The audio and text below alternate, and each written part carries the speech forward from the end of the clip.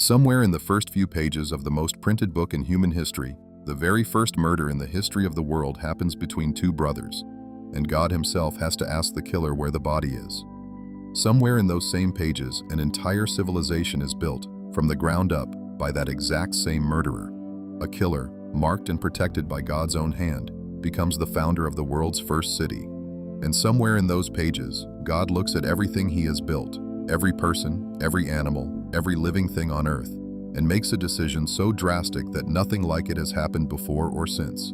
He decides to erase almost all of it and start over. This is the book of Genesis.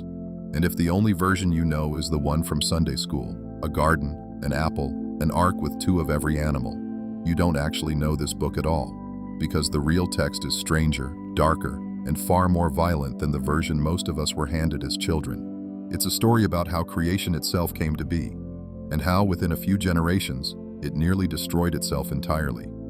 By the end of this video, you'll understand exactly why a global flood was considered necessary. You'll understand what really happened between two brothers that turned one of them into a murderer. And you'll understand why, after everything, after paradise, after judgment, after a flood that wiped out nearly the entire human race, humanity still couldn't stop making the exact same mistake, all over again, at the base of a tower reaching for the sky. This is the beginning of everything. Let's go back to it. Darkness lay over the deep, and the Spirit of God hovered above the waters, waiting. Then God spoke, and light poured into the void. He looked at it, and it was good. He separated it from the darkness, calling the light day and the darkness night. Evening came, and morning followed. The first day was done. On the second day, he raised the sky itself, dividing the waters above from the waters below, opening a great space between them. On the third day, he gathered the seas into one place, and dry ground rose up out of the water for the very first time. And upon that ground, he spoke life into the soil, grass, trees, and every plant bearing seed, each carrying inside itself the power to grow again and again, forever. On the fourth day, he hung two great lights in the sky above the new-made world, a greater light to rule the day and a lesser light to rule the night. And around them, he scattered stars like scattered grain to mark the turning of the seasons and the passing of days and years and centuries yet to come. On the fifth day, the waters below came alive all at once. Great creatures moved through the deep for the first time, the skies filled with wings. On the sixth day, the ground itself began to move, every living creature after its own kind. And then, last of all, God knelt over the dust of the earth, shaped it into the form of a man, and breathed life into it. And the man opened his eyes for the first time and lived. God looked at everything he had made, all of it, and he called it very good. 6 days of building, and on the seventh, he stopped. Not because he was tired, not because the world needed more time. The work was simply finished. Every sky, every sea, every living thing already in place. And so, on the seventh day, God rested from all he had made. He didn't create anything new that day. He set it apart instead and blessed it, marking it as different from the 6 that came before it. It's a single, quiet detail, easy to miss. But it's the very first appearance of an idea that would echo through the rest of the entire Bible. That rest itself, after the work is done, is holy. 7 days had built the whole of everything, the sky, the sea, the sun, the stars, and a man standing alone in the middle of it. It should have stayed that way. It didn't. God placed the man in a garden called Eden, thick with trees bearing every kind of fruit, and gave him one simple task: tend it and keep it. He gave him one rule too: eat from any tree you like, except one. In the middle of the garden stood the tree of the knowledge of good and evil, and God's warning was final: the day you eat from it, you will die. Seeing the man alone, God caused a deep sleep to fall over him, took a rib from his side, and shaped it into a woman. When the man woke and saw her, he knew instantly that she was part of him. The two of them stood together in the garden, naked, unashamed, and the whole world was theirs. Then, one day, a serpent slid through the grass toward the woman, more cunning, the story tells us, than any other creature God had made. Did God really say you must not eat from any tree in the garden? It asked, its voice smooth, almost innocent. We may eat fruit from any tree, she answered, except the one in the middle. God said if we touch it, we'll die. The serpent's eyes gleamed. You will not certainly die, it whispered. God knows that when you eat it, your eyes will be opened, and you will be like God, knowing good and evil." The woman looked at the fruit. It was good for food, pleasing to the eye, and it promised something she didn't have: wisdom. She reached out, took it, and ate. She turned to her husband, standing beside her the whole time, and gave it to him. He ate too.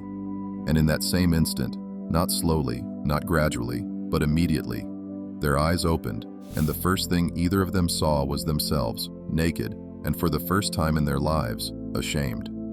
They grabbed fig leaves and sewed them together, covering themselves, hands trembling. Then they heard footsteps. God, walking through the garden in the cool of the day, and Adam and Eve, who had never once hidden from him, ran and hid among the trees. "Where are you?" God called out. "I heard you in the garden," Adam answered from the shadows. "And I was afraid, because I was naked, so I hid." "Who told you that you were naked?" God asked. And then, quieter, more direct, "Have you eaten from the tree I commanded you not to eat from?" Adam's answer came fast.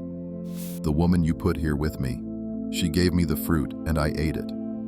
God turned to the woman. "What is this you have done?" "The serpent deceived me," she said, "and I ate." Nobody in that garden simply said, "I did this."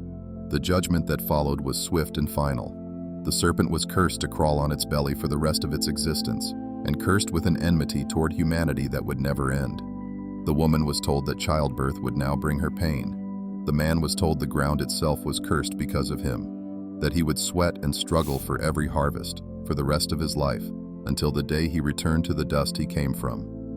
And then God did something almost tender in the middle of all this judgment. He made garments of skin for Adam and his wife, and clothed them himself, before sending them out of the garden forever. Behind them, he placed a cherubim, and a flaming sword that turned in every direction, guarding the way back to the tree of life. The gate closed, and the man and the woman walked out into a world that had, only moments before, been paradise. Time passed.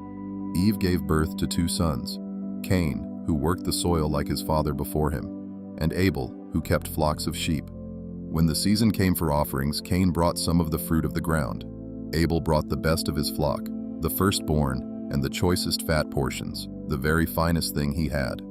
God looked on Abel's offering with favor. He did not look with favor on Cain's. The text never tells us the difference in words, only that Cain's face fell, and something dark began to burn behind his eyes. God saw it, and he spoke to Cain directly, almost gently, as if trying to catch him before he fell. "Why are you angry? Why is your face downcast? If you do what is right, will you not be accepted? But if you do not, sin is crouching at your door. It desires to have you, but you must rule over it." Cain said nothing back. Instead, he turned to his brother. "Let's go out to the field," he said. And out there, alone, with no one else on the entire earth to see it, Cain rose up against his brother Abel and killed him. The world's first death was not sickness. It was not age. It was murder, and it happened between 2 brothers, in an open field, under a clear sky. God's voice came again. "Where is your brother Abel?" "I don't know," Cain said. "Am I my brother's keeper?" But God already knew. "What have you done?" he said. "Listen, your brother's blood cries out to me from the ground." The earth itself, soaked with Abel's blood, was said to be crying out, and the ground that had opened its mouth to receive that blood would no longer yield its strength to Cain. He was cursed to wander, restless, for the rest of his life. Cain panicked. "My punishment is more than I can bear," he said. "Whoever finds me will kill me." And God did something no one expected. He placed a mark on Cain. The story never says what it looked like, and declared that anyone who killed Cain would suffer vengeance 7 times over. The first murderer in human history walked away alive, marked and protected. He settled in a land east of Eden. He built a city. He started a family of his own. The world's first civilization was built by the world's first killer. The years stretched on. Names followed names. Lifespans followed lifespans. Generation after generation spreading out across the earth. And then, almost in passing, the story tells us something strange. The sons of God saw that the daughters of men were beautiful, and took wives for themselves from among them, and their children became giants on the earth, men of great renown, heroes of old.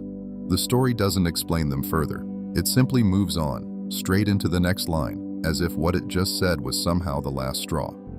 God looked at what the earth had become. Every inclination of the human heart, the text says, was only evil, all the time, without exception. And God was grieved, not angry in the way a judge is angry, grieved the way a father is grieved in his heart that he had ever made humanity at all. I will wipe from the face of the earth every living thing I have made, he said. Man and animal, bird and creeping creature, I regret that I made them. But one man stood apart from all of it. Noah found favor in the eyes of the Lord.